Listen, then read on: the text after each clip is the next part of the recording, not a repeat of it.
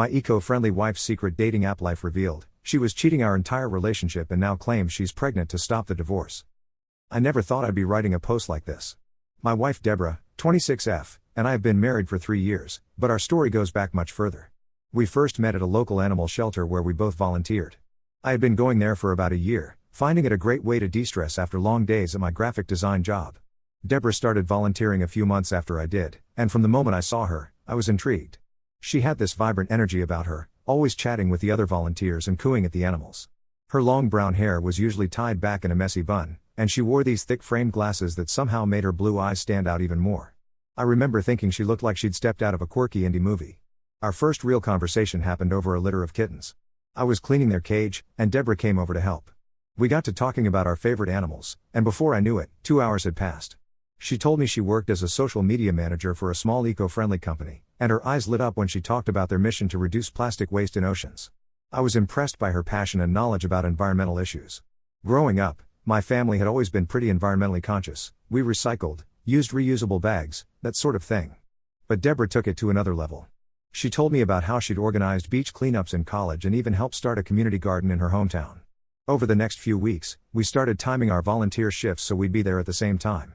We'd walk dogs together, swap stories about the cats, and gradually, our conversations started to extend beyond the shelter. Deborah told me about her dreams of someday starting her own eco-friendly marketing agency. I shared my hopes of one day opening my own design studio. About a month after we met, I finally worked up the courage to ask her out. We went to a vegan cafe she recommended. I wasn't vegan, but I was willing to try it for her. The date was perfect. We talked for hours about everything from our favorite books to our childhood pets. Deborah told me about growing up in a small town and how she'd always dreamed of moving to the city. I shared stories about my large, noisy family and how I was the first one to move away for college. Our relationship progressed quickly after that. Within 6 months, we were talking about moving in together. My lease was up, and Deborah suggested we look for a place together. I was hesitant at first, it seemed fast, but everything with Deborah felt right, so I agreed. We found a cozy apartment with a small balcony where Deborah immediately started a herb garden. Living together was an adjustment, but a good one. I loved waking up to the smell of the fair trade coffee Deborah always bought, and coming home to find her curled up on our second-hand couch, working on her laptop with one of her favorite documentaries playing in the background. A year into our relationship, I proposed. It wasn't a grand gesture. Deborah had always said she preferred simple and meaningful over flashy. I took her back to the animal shelter where we met, and as we were playing with a litter of puppies, I pulled out the ring. It was a simple band made from recycled gold with a small, ethically sourced diamond. Deborah's eyes welled up with tears as she said yes. Our wedding was small and intimate, just close friends and family. We held it in a local park and asked guests to donate to the animal shelter instead of giving gifts. My parents adored Deborah from the start. My mom especially loved how Deborah would always help in the kitchen during family dinners, swapping recipes and chatting about the latest eco-friendly products she'd discovered. Deborah's parents seemed to like me too, although they were a bit more reserved. They had divorced when Deborah was in high school, and I got the sense that it had been messy. Deborah didn't talk about it much, just saying that it had been a difficult time but that she was closer to both of them now because of it. Throughout our relationship, Deborah always emphasized the importance of honesty and open communication. She often talked about how her ex-boyfriend had cheated on her during college, and how that experience made her value trust above all else. I respected that and made sure to always be upfront with her about everything, from small things like if I accidentally shrunk one of her sweaters in the wash to bigger things like when I was considering changing jobs. Last year, we decided to start trying for a baby. Deborah was over the moon about the idea of becoming a mother. We even started a YouTube channel documenting our journey to parenthood. Deborah came up with the idea, saying it would be a great way to connect with other couples going through the same thing. We shared tips on fertility, healthy living, and our experiences as a couple preparing for this new chapter in our lives. I was a bit camera shy at first, but Deborah was a natural. She'd plan out our videos, research topics to discuss, and edit everything herself. The channel gained a decent following, and we enjoyed interacting with our viewers. Deborah would spend hours responding to comments and messages, offering support and advice to other couples struggling with fertility. Everything seemed perfect until about 2 months ago. I was working late one night, trying to finish a project for a big client. It was a rebranding job for a local business that was expanding nationally, and landing this client could mean big things for my career. Around midnight, I realized I had left some important files on my home computer. I called Deborah to ask if she could send them to me, but she didn't pick up. I figured she was probably asleep, so I decided to head home quickly to grab the files myself. When I got home, I noticed Deborah's car wasn't in the driveway. It was strange because she usually goes to bed early, especially since we'd been trying for a baby. She was always talking about how important sleep was for fertility. I entered the house, and it was dark and quiet. I went to our home office to get the files I needed, and that's when I noticed Deborah's laptop was open on the desk. I'm not proud of what I did next, but something felt off, and my curiosity got the better of me. I looked at her screen and saw she was logged into a dating app. My heart sank. I clicked through her profile and messages, each revelation more painful than the last. Not only was Deborah actively using this app, but her profile contained information that contradicted everything I knew about her. She claimed to be single, childless, and working as a marketing executive for a large corporation. Her bio mentioned loving to travel and party, things Deborah had always said she wasn't interested in because of the environmental impact and her desire to live a more settled life. I scrolled through her messages, feeling sick to my stomach. She had been talking to multiple guys, arranging meetups, and even sexting with some of them. The oldest messages dated back to before we were even married. There were countless conversations, each one feeling like a fresh betrayal. One conversation stood out. It was with a guy named Alex. They seemed to know each other well, discussing inside jokes and making plans for the weekend. Deborah had told him she was looking forward to their usual Saturday night fun. The last message was from earlier that evening, confirming plans to meet at a bar downtown. I was in shock. I couldn't reconcile this version of Deborah with the woman I thought I knew and loved. The Deborah I knew spent her Saturday nights cuddled up on the couch with me, watching nature documentaries or planning our next beach cleanup volunteer day. She wasn't the type to go bar hopping or meet strange men from the internet.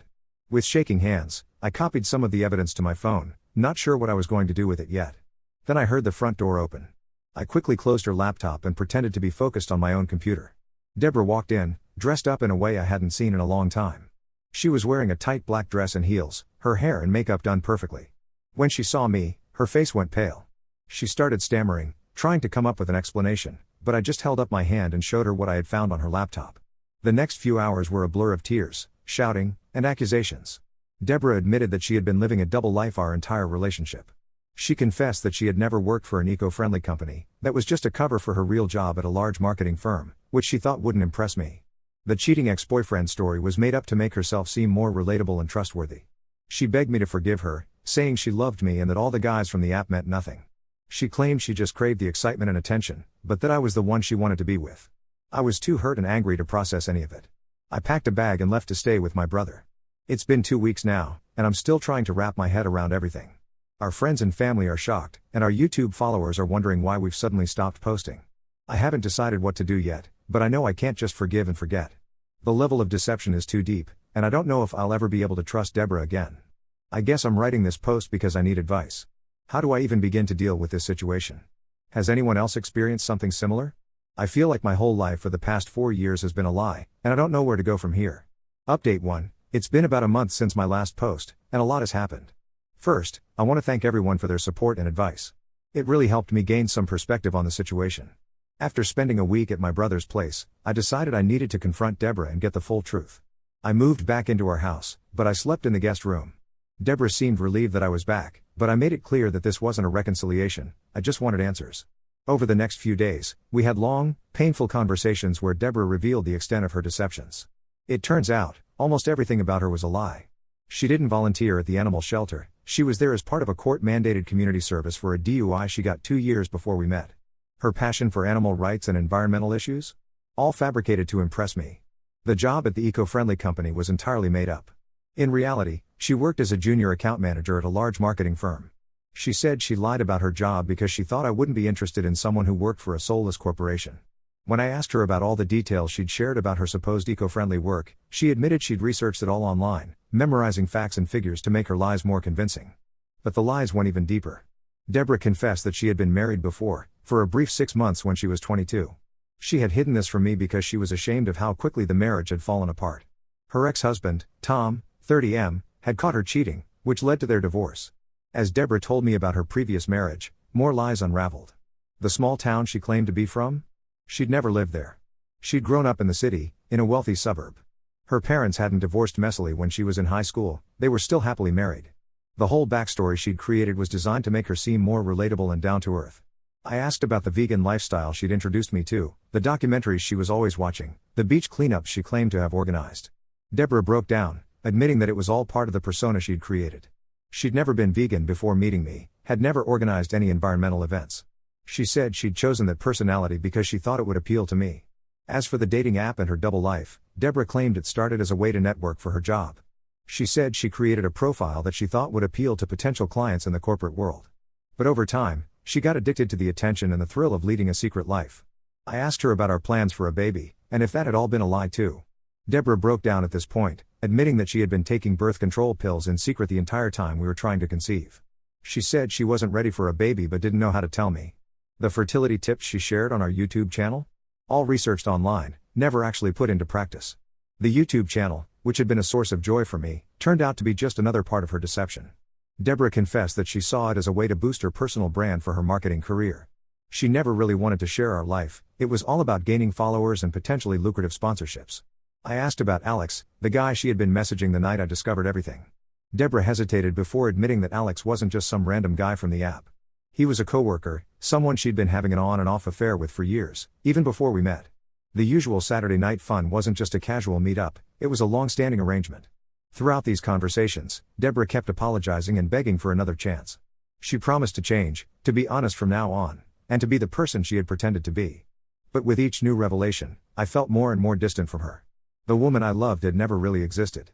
I've decided to file for divorce. The trust between us is completely shattered, and I don't see how we can rebuild it. I've contacted a lawyer and started the process. Deborah didn't take the news well. She alternates between begging me to reconsider and lashing out in anger, accusing me of giving up too easily. I've also decided to come clean to our YouTube followers. I posted a final video explaining the situation in broad strokes, apologizing for the deception, and announcing the end of the channel. The response has been overwhelming, with many followers sharing their own stories of deception and offering support. My family and true friends have been incredibly supportive. My brother, in particular, has been a rock through all of this. He's helping me look for a new apartment so I can move out of the house I shared with Deborah. It's painful to think about leaving the home we built together, but I know it's necessary for my healing process. It's been a tough month, but I'm starting to see a way forward. I know the divorce process won't be easy, especially given Deborah's unpredictable behavior, but I'm committed to moving on and rebuilding my life on a foundation of truth. Update 2. It's been 3 months since my last update, and the situation has taken some unexpected turns. The divorce proceedings are underway, but they've been complicated by Deborah's erratic behavior and some surprising revelations. First, about a month ago, Deborah's ex-husband Tom, 30M, reached out to me. He had seen our final YouTube video and recognized Deborah. Tom shared his own experience with Deborah's deceptions, which eerily mirrored my own. He told me about how Deborah had created a completely false persona when they met, claiming to be a struggling artist when she was actually from a wealthy family and working in marketing. Tom warned me that Deborah might try to manipulate the divorce proceedings and advised me to be cautious. Tom's warning proved prescient. Deborah initially agreed to an amicable split, but she quickly changed tactics. She hired an aggressive lawyer and is now contesting the divorce, claiming that I was emotionally abusive and that she only created the dating profile because she felt neglected in our marriage. It's frustrating to see her spinning new lies, but I'm trying to stay calm and let my lawyer handle it. To complicate matters further, Deborah announced on social media that she's pregnant. She claims the baby is mine, conceived during our last month together. Given her history of lies, I'm skeptical, but I've told my lawyer that I want a paternity test as soon as it's safely possible. The timing of this announcement feels suspiciously convenient, especially considering she had been secretly taking birth control throughout our marriage. The pregnancy announcement has divided our friend group and extended family. Some believe Deborah and think I'm abandoning her in her time of need. Others, who know the full story, are supporting me and questioning the convenient timing of this pregnancy. It's been hard to see people I thought were my friends turn against me, but it's also shown me who my true supporters are. On the work front, I've thrown myself into my graphic design projects. The client I was working on when I discovered Deborah's deception was impressed with my work despite the personal turmoil, and they've since referred me to other big clients. It's been a welcome distraction and a source of stability in this chaos. I'm grateful that at least one aspect of my life is going well. I've also started individual counseling to help process everything that's happened. It's been helpful in dealing with the anger and betrayal I feel, and in rebuilding my self-esteem. The therapist has been particularly useful in helping me recognize and avoid Deborah's manipulation tactics. One positive development is that I've reconnected with an old friend from college, Emily, 27F. She reached out after hearing about my situation from a mutual friend. We've been talking regularly, and her support has been invaluable. She's reminded me of who I was before I met Deborah and has been encouraging me to rediscover my old hobbies and interests. As for the house, Deborah refused to move out, so I found a small apartment. Moving out was hard, it felt like admitting defeat in a way, but it's also been freeing. I'm slowly making the new place feel like home, and it's nice to have a space that isn't tainted by lies and betrayal. The legal battle ahead looks like it's going to be long and difficult. Deborah's pregnancy claim has complicated things, and her lawyer is pushing for a significant settlement. My lawyer assures me we have a strong case, especially with the evidence of her infidelity, but it's still a stressful situation.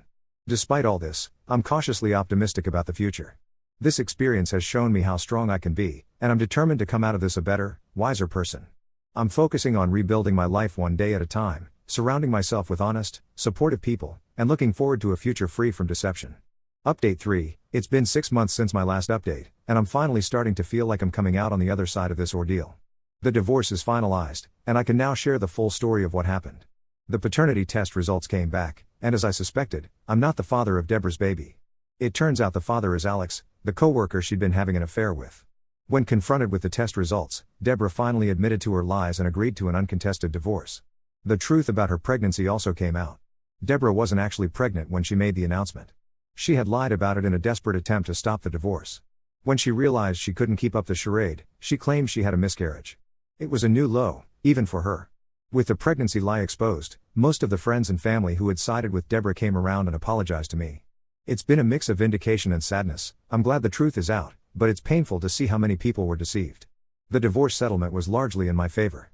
Deborah's lies and infidelity, once fully exposed, left her with little leverage. I got to keep most of our shared assets, including the house, which I've decided to sell. I don't want to live in a place with so many bad memories. On a brighter note, my graphic design career has really taken off. The clients I worked with during the worst of the divorce drama have become long-term contracts, and I've even hired 2 junior designers to help with the workload. It feels good to be throwing myself into work I enjoy and seeing success. My friendship with Emily has deepened over these months. We've started dating, taking things slow and being very open with each other about our feelings and expectations. It's refreshing to be in a relationship built on honesty from the start. I've also picked up some old hobbies I had abandoned during my marriage. I've joined a local hiking group and have been going on weekend trips, rediscovering my love for nature and photography. It's been great for my mental health and has helped me meet new, genuine people. As for Deborah, I've heard through mutual friends that she's moved to another city to start fresh. Part of me hopes she's genuinely trying to change and be a better person, but I'm also glad to have that chapter of my life firmly closed. Looking back, I can see how I missed or ignored red flags in our relationship. But I'm not beating myself up over it. Instead, I'm using it as a learning experience. I'm more aware now of the importance of trust and honesty in relationships, and I'm better at spotting inconsistencies in what people say and do. To anyone going through a similar situation, I want to say that it does get better. It's a long, painful process, but staying true to yourself and surrounding yourself with supportive people really does help. I'm not glad this happened, but I'm proud of how I've handled it and excited about the future for the first time in a long while.